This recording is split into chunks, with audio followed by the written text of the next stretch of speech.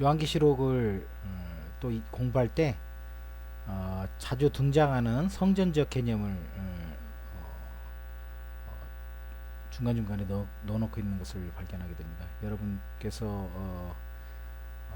읽다 보면은 이 성전에 대한 그 기본적인 틀을 가지고 요한계시록을 설명하는 경우가 많습니다. 그러니까 언약궤가 있고 그런 내용들이라든지 그 다음에 이제 그 향단에 대한 얘기, 그 다음에 등잔대, 떡상 이런 얘기들, 그 다음에 그 제단 이런 얘기가 반복이. 떡상은 거의 잘 안 나오죠.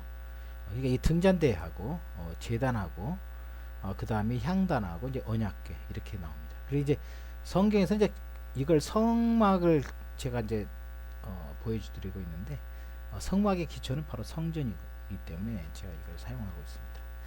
그래서 이제 이게 제단에서는 이제 보통 불이 희생 제물이 태워지는 장면이 나오잖아요. 그래서 이제 세상 심판하는 장면이 나올 때는 제단을 언급하는 경우가 많고, 하나님의 보좌 얘기 나올 때는 이제 이 바로 언약궤 하늘의 지성소 얘기 나옵니다. 그리고 이제 그 성도들이 그 앞에 하나님 보좌 앞에 둘레 사이에 서 있다라는 것으로 인해서 바로 이 등잔대가 바로 교회를 상징하는 걸로, 그 다음에 이 등잔대에서 드려지는 그 기도가 이 향단에 의해서 향연이 피어져서 하나님께 상달되는 그런 구조로 설명하고 있습니다. 제가 왜 이렇게 성막에 대한 설명을 하게 됐냐면 성막을 어느 정도 알아야만이 이제 그 요한계시록을 이해할 수 있는 그런 것이기 때문에 그렇습니다. 실제로 구약의 이 성막을 기초로 해서 성전이 지어지죠. 이제 그 첫 번째 지어진 것이 바로 솔로몬 성전이고, 솔로몬 성전은 이제 바로 바벨론 포로에 의해서 완전히 회파되고, 그 다음에 이제 그 스룹바벨 성전이 이제 세워지게 됩니다. 그리고 그 스룹바벨 성전을 기초로 해서 이제 확장 공사, 증축 공사한 바로 헤롯 성전이 바로 예수님께서 직접 와서 세상에 오셨을 때 가르침을 했던 바로 그곳이 바로 성전에 해당되는 것입니다. 그래서 성전이 바로 요한계시록에서 굉장히 중요한 개념입니다. 사실은 요한계시록은 성전에 관련된 얘기를 하고 있다라고 보시면 됩니다. 이 성전에 이제 하나님의 성전이 있으신데, 이 성전에 이 등잔대, 이 교회가 세워졌고, 이 등잔대를 대표하는 여러 명의 그 성도들을 바로 제사장이다라고 묘사를 하고 있습니다. 그래서 예수 그리스도의 거룩한 피에 의해서 흘려진 그 제단에 예수 그리스도께서 십자가의 보혈에 의해서 제단에서 죽임을 당하신 것이 바로 죄에 대한 죽음을 당했고, 그 거룩한 피를 가지고 죽음을 증명하는 피를 가지고 하나님께 이 지성소까지 올라가는 장면이 바로 신약에 있어서 이 성전 개념이거든요. 그래서 예수 그리스도께서 바로 성전이 되시고, 또한 우리 그 예수 그리스도를 믿는 사람들이 바로 성전이 되는 것입니다. 이 완벽한 성전이 지금 요한계시록에서 성취가 됐다 하는 내용을 지금 얘기하고 있습니다. 그래서 요한계시록에서 첫 번째로 하나님께서 우리와 화평을 이뤘고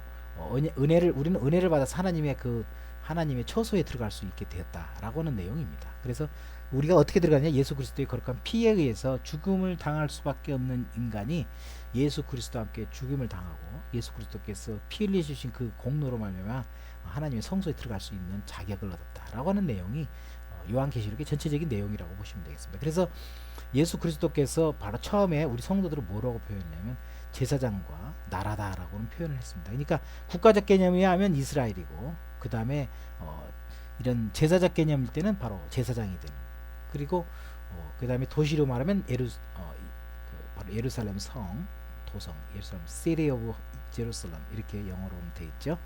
그렇게 이해하시면 되겠습니다. 그래서 요한계시록은 바로 이 하나님의 보좌의 지성소에 우리 성도들이 그 앞에 나갈 수 있게 되었다. 그것은 오직 우리 주 예수 그리스도에 의한 십자가의 공로에 의해서 됐다라고 하는 것을 또 반복하고 있는 것입니다. 이 영원한 속죄는 누구도 빼앗을 수가 없고, 그것을 낚아챌 수 있는 것은 없다. 그런데도 불구하고 사탄은 그것이 아닌 것으로 인하여 무언가를 얻을 수 있다라고 만들어낸 장치를 한다는 것입니다. 그 장치를 한다는 게 바로 지성소고, 성소 이런 얘기 이제 뭐 나오는데 우리가 이제 실제로 이 보면 이게 예수 그리스도께서 이 성소 지성소와 성소에 막힌 담을 하셨다는 장면이 또 나오죠. 그게 이제 바로 그래서 그 하나님 보좌 바로 앞에 성도들이 서 있는 장면으로 이렇게 묘사를 하거든요. 그래서 이제 이게 바로 하늘에 속한 자다. 이게 하늘나라고. 그리고 이제 이 제단에 의해서 심판을 받을 이 성전 바깥에 바깥마당 성전 바깥마당에 서 있는 자들을 바로 이게 땅에 속한 자다 이렇게 표현하고 있는 것입니다. 그래서 제가 성전적 개념과 그리고 땅의 개념 대비를 시키는 거예요. 하늘과 땅 그렇게 대비를 시키고 있습니다. 우리가 지금 잘 생각해 보면 예수 그리스도에 의한 제단에 의해서 십자가에 죽으신 그것을 믿지 않으면 고스란히 하얀 세마포 옷을 입지 않았기 때문에 바로 예수 그리스도의 하나님에 의한 심판에 인간이 노출되는 겁니다. 그래서 예수 그리스도의 옷을 입지 않으면 거기에 나타나는 여러 가지 하나님의 그 죄에 대한 진노가 고스란히 받게 될 수밖에 없어요. 그래서 하나님의 진노의 큰 날 이런 표현들을 하는 것입니다. 바로 이제 그게 인의 재앙의 마지막 번 6번이나 7번 그리고 나팔 재앙의 마지막 7번 그 다음에 대접 재앙의 마지막 7번 이렇게 공통되게 표현했습니다. 그것을 이제 더 자세하게 확장시켜서 표현한 게 이제 17장에서부터 21장까지 내용이 심판하는 장면으로 아주 구체적으로 묘사가 되어 있습니다. 그래서 이제 그 용에 대한 심판, 그 다음에 짐승에 대한 심판, 그 다음에 이제 바벨론에 대한 심판 얘기가 아주 17장에서부터 20장까지가 내용이 쭉 나오는 것입니다. 그게 이제 바로 이제 성경의 전체적인 구조죠. 그래서 이 제가 이 하나님의 보좌에 앉아 있는 그 분들과 그 앞에 하나님 이건 물론 지성소와 성소는 구분이 이제 없어졌습니다. 왜냐하면 예수 그리스도께서 우리를 그 막힌 담을 하셨다고 얘기 나왔잖아요. 그리고 예수님께서 직접 죽으실 때 이 성전 휘장이 찢어지는 장면이 나오거든요. 그것은 이제 하늘에 있는 그 완벽한 하늘의 성전이 이제 완성됐다라고는 표현의 한 부분인 것입니다. 그래서 예수 그리스도께서 이 모든 것을 인간이 타락하기 전에 준비해놓은 예수 그리스도의 성전이 드디어 이 땅에 나타났다. 이 땅에 나타난 예수 그리스도를 믿는 것이 얼마나 고귀하고 얼마나 진지한 것인가라고 얘기를 하고 있습니다. 그래서 구약에 나와 있는 그 에스겔에 의한 성전의 회복, 그 다음에 뭐 에레미야의 성전의 회복 이런 것들은 사실은 수르발벨의 성전이 이제 그림자가 되었고 최종적으로는 결국은 에스겔 같은 경우도 결국은 보이지 않는 하나님의 영원한 그 성전이 세워지는 것으로 인해서 그 설명을 영적으로 해석을 해야 된다라고 보는 것이 이제 일반적인 가장 그 성경을 바로 볼 수 있는 그런 눈을 가진 것이다라고 표현하면 되겠습니다. 그래서 이제 그 요한계시록은 제가 지난번에도 얘기를 계속 말씀드렸지만 요한복음 이제 그런 성전적 개념, 다시 말해서 삼위 하나님과 그 믿은 자들이 그 교회로 되어 있고 이 교회에 속해 있는 자들은 지금 실질적으로는 이 땅에서 살고 있는 것 같지만 전제론적으로는 하늘에 있는 존재들이다라고 얘기를 하고 있는 것입니다. 그래서 이제 그렇지 않은 그 용의 세력은 과연 어떻게 생성됐고 그들은 어떻게 끝말을 맞이할 것이며 하나님께서는 어떻게 심판하신가에 대한 내용이 바로 이제 17장에서 이제 20장까지가 아주 잘 나타나게 되는 거죠. 이제 실제로는 이제 바벨론의 하나님의 마지막 큰 잔치, 그 혼인 잔치는 하나님의 심판 잔치는 바로 바벨론의 그 심판에 대한 얘기, 그 부분이 바로 이제 얘기가 나오겠죠. 그래서 이제 성경에서는 이제 기본적으로 물론 이제 마지막 혼인 잔치에 있어서 최종적인 마무리의 날, 하나님께서 심판하신 날, 곧 또한 그분이 하나님께서 구하는 것을 완성하는 날, 이 날은 뭐 아직 우리 미래에 있겠죠.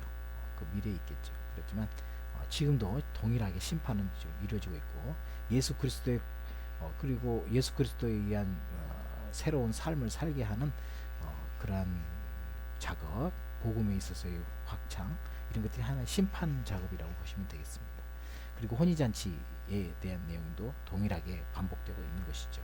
그래서 바로 예수 그리스도께서 그들이 나중에 결국 이긴 것은 어린 양의 피와 어린 양의 그 십자가의 공로와 그리고 그 예수 그리스도의 말씀으로 이긴다고 나오거든요. 그 말을 계속 반복합니다.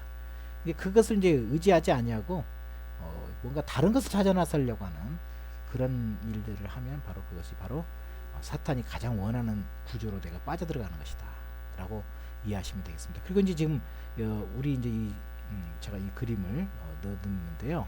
성전에 대한 얘기예요. 이게 바로 성막 해망문이고요. 해망문이고 제단이 여기 있습니다. 그리고 이 동물과 그걸 가진 사람들, 그 사람들은 바로 이제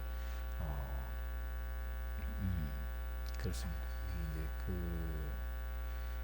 그리고 이제 동물은 이제 그 오른쪽 제단 오른쪽에서 이제 죽고 그다음에 이쪽에서는 나눠 먹고 여기 이제 뭐 그런 것은 이제 뇌기에서 자세히 이제 물두멍 여기 나오죠. 해망문 속에 들어가서 첫 번째 왼쪽에 등잔대가 있고 오른쪽에 떡상 있고 향단 있고 그다음에 휘장 또 해막 막이 또 있죠. 그리고 그 뒤에 이제 언약궤 속죄소 그룹들이 있는 것입니다. 이제 그 언약궤 속에 만나 그리고 만나와 돌판 둘 그다음에 십계명을 말씀하는 거죠. 그 두 갭과 이제 그다음에 아론의 쌍난 지팡이 이런 것들이 이제 언약궤에 있는 건데 우리 예수 그리스도를 다 얘기하는 거예요. 우리 예수 그리스도를 만나시며 율법이시며 그리고 쌍난 아론의 쌍난 지팡이 새 생명을 낳게 하는 부활의 어떤 것을 상징하는 것으로 되겠습니다. 지팡이는 물론 왕권으로서의 모습도 묘사되고 있는 것이죠. 그래서 여러분이 이제 지금 제가 이렇게 설명한 이 성전적 구조를 좀 알면 왜 이런 말이 왜 요한계시록에서 왜 성전이 나오고 그 다음에 여기서 제단이 나오고 향단이 나오고 그 다음에 뭐 향로가 나오고 이런 얘기 나올 때는 이게 성소적 개념을 백그라운드에 깔고 있구나. 그리고 또한 예수 그리스도께서 이루신 완전한 성소가 지금 이루어지고 있고 그들이 바로 이 제사장으로서 죄를 통치하는 자로서 복음만이 죄를 통치할 수 있습니다. 복음만이 예수 그리스도 죄를 이길 수 있습니다. 복음만이 우리를 영원히 구원할 수 있는 것입니다. 우리 주 예수 그리스도의 십자가의 죽음과 부활만이 바로 우리를 하나님 나라에 들어갈 수 있는 유일한 길로 인도할 수 있는 그런 길입니다. 그게 바로 그것을 믿는 것이 바로 예수 그리스도의 이름을 믿는 거예요. 구원을 믿는 거죠. 그래서 예수님 외에는 다른 것은 없다라고 얘기하는 것입니다. 그런데 예수 외에 다른 것이 있을 수 있다. 예수 그리스도 외에 뭔가 다른 것이 있는 것처럼 행동한다. 라고 하는 것은 바로 사탄의 속아 넘어가는 것입니다.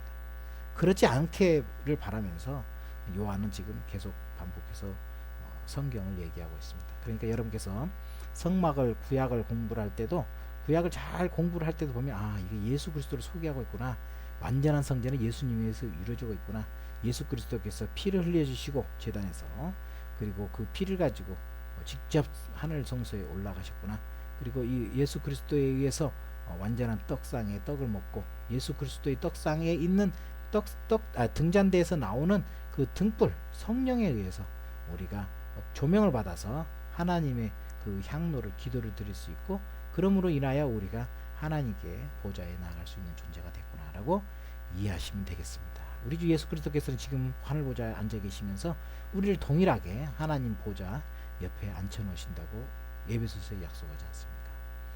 저도 이 부분에 대해서는 정말 에베소서를 알기 전에는 우리가 영광 중에 있다라는 말이 무슨 말인지 몰랐고 그리고 지금 현재 요한계시록에서 나오는 그 4장에 나오죠. 거기에 하늘에 있어서 천상에 있어서 이 어린 양과 하나님과 어린 양 보좌 앉으신 분과 어린 양을 찬양하는 장면이 무슨 말인지 의미를 몰랐어요.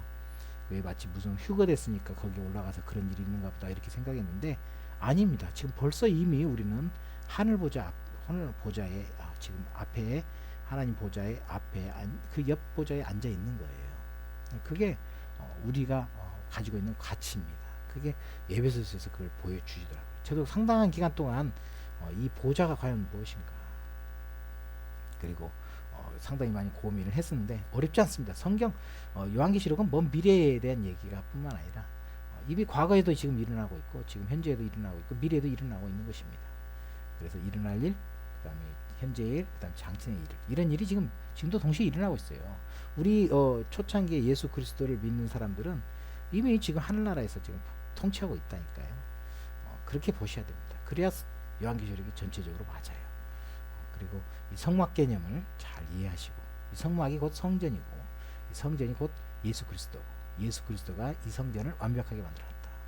자신의 몸을 피로 들여서 그 희생제를 바쳐서 우리를 하나님의 성전 안에 우리를 앉혀놨구나 라고는 그러한 축복된 복음으로 이해하시면 되겠습니다. 여러분은 성전입니다. 여러분은 예수 그리스도의 몸입니다. 예수 그리스도의 지체에 의해서 여러분은 보호를 받고 있습니다. 그것을 명심하시기 바랍니다.